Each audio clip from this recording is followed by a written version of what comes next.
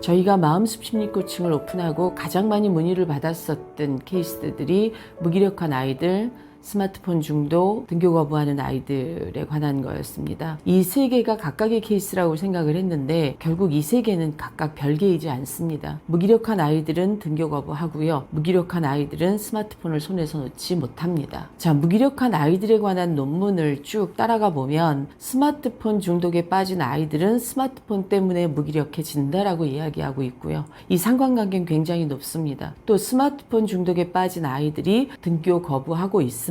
물론 등교 거부하는 아이들에 대한 논문은 지금 그렇게 찾아보기 쉽지 않습니다. 그러나 이것도 2023년도에 좀 연구해볼 과제라고 생각을 해요. 지금 고등학교 선생님들이 이야기하시기로는 한 반에 8명씩 2022년도에 자퇴했다. 이 자퇴하는 아이들이 시작은 등교 거부에서 시작이 됐겠죠. 물론 자퇴하는 아이들 중에서는 내신으로 대학 갈 수 없어서 자퇴하고 검정고시 보고 대학을 갈래요 라고 하는 분명한 목표의식을 가지고 학교를 그만두는 아이들도 있었지만 등교 거부가 자연스럽게 자퇴로 이어진 케이스도 있다라는 거죠. 그렇다면 이 세 개가 별개일까요? 별개이지 않습니다. 아이들이 무기력을 극복할 수 있도록 도와주어야 등교 거부가 줄겠죠. 아이들이 무기력을 극복할 수 있어야 학습의 의미, 공부의 의미, 학교 가는 것의 의미 이런 것들을 찾는다면 등교 거부하는 아이들도 줄어들겠죠. 그럼 무기력은 뭐하고 연결이 될까요? 언젠가도 말씀을 드렸지만 무기력은 가면 쓴 우울증입니다. 다시 말하면 이 우울증이 극복되지 않으면 등교 거부는 영영 해결할 수 없다라는 거겠죠. 그동안 많은 영상에서 부모님들께 아이들과의 관계를 회복하시라고 말씀드렸습니다. 누군가 응원하고 지지하는 한 사람이 있다라고 하면 아이들은 이 무기력을 극복할 수 있습니다. 이제 이 무기력을 극복하고 등교 거부를 하지 않게 이걸 막을 수 있는 방법이 있다면 뭐가 있을까요? 아이들 스스로 삶의 의미를 찾게 도와주어야 되겠죠. 아이들 스스로 그 어려움을 직면하고 극복할 수 있는 힘을 길러주어야 되겠죠. 저희가 오해하고 있는 것이 한 가지 있습니다. 아이들이 공부하기 싫어한다라는 판단을 하고 이 문제를 접근하고 있다라는 거예요. 아이들이 공부하기 싫어해. 내 아이는 공부가 싫어서 지금 저러는 거야 라고 부모님들이 판단하신다는 거죠. 그러나 제가 공간 꼼지에서 아이들과 이야기하면서 또 일주일 동안 아이들과 공부해 보면서 제가 느낀 건 아이들이 공부하기 싫어하지 않습니다. 누구보다도 공부를 잘하고 싶어 하고 다만 어떻게 라는 방법 앞에서 아이들이 이 방법을 찾지 못해서 무너지고 있다는 거죠. 그렇다면 왜 아이들을 그렇게 많이 학원을 보내고 그렇게 많은 사교육에 노출시켰는데 아이들은 무기력해졌을까요? 1964년도에 마틴 셀리그만 박사는 스티브 마이어라고 하는 박사 1년차 동기와 함께 이 무기력 실험을 하게 됩니다. 이 무기력 실험에서 밝혀낸 것이 통제할 수 없을 때, 물론 개를 데리고 한 실험이긴 했지만 그것이 동물이든 사람이든 자기 삶을 통제할 수 없을 때 무기력에 빠진다라고 하는 이론을 발표하시게 돼요. 여기서 학습된 무기력이라는 개념이 처음 발표가 되죠. 그리고 2004년 동료였던 스티브 마이어 교수는 이제 그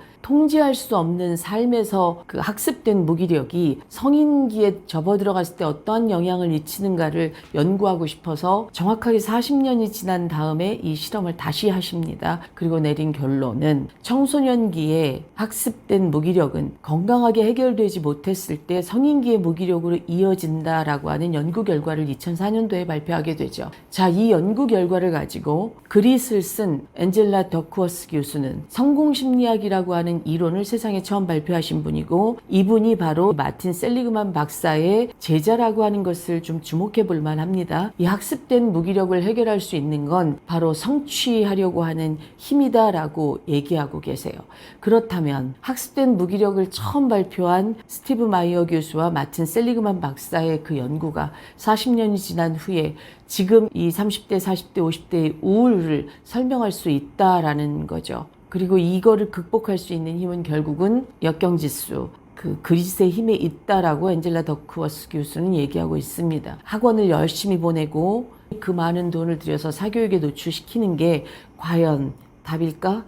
답이지 않습니다. 아이들이 스스로 자발적으로 이것을 원해서 한 것이라고 하면 아이들은 무기력에 빠지지 않을 거예요. 그러나 그것이 아이들이 원한 게 아니라면 이건 100% 무기력으로 갑니다. 그건 제 이야기가 아니라 이건 이론으로 이미 나와 있는 것이고요. 부정한다고 해서 부정할 수 있는 게 아닙니다. 그래서 뭘 고민해야 될까요? 아이들을 사교육 시켜야 되겠죠. 필요하다면 사교육의 도움을 받아야 되는 게 맞고요. 또 필요하다고 그러면 아이들을 8시간씩 공부시켜야 되는 것도 맞습니다.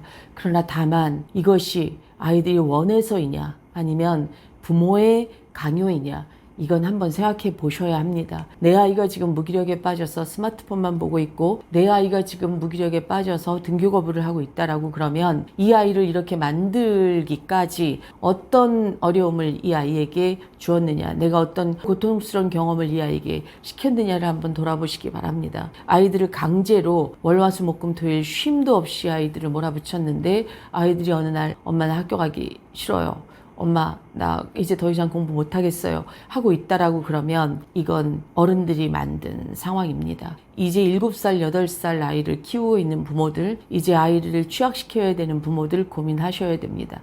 내 아이가 자율성이 있고 내 아이가 적극적이고 내 아이가 주도적인 삶을 살기 원한다고 하시면 내 아이를 7개, 8개씩 사교육에 노출시키면서 더 공부 잘하는 아이, 더 똑똑한 아이를 만들겠다고 하는 것이 과연 옳은 것인지 자문해 보시기 바랍니다. 그리고 이거에 대한 답을 찾으려면 누구의 말도 듣지 마십시오. 정말 많은 책을 보면 그 책 안에 답이 있습니다. 정말 많은 논문들을 보시면 그 안에 답이 있습니다. 많은 부모님들이 적극적으로 공부하시고 이 문제에 대한 답을 찾으시기를 당부드립니다. 그것이 건강한 아이들을 길러내는 첫 번째 원스텝이라는 걸 잊지 마십시오.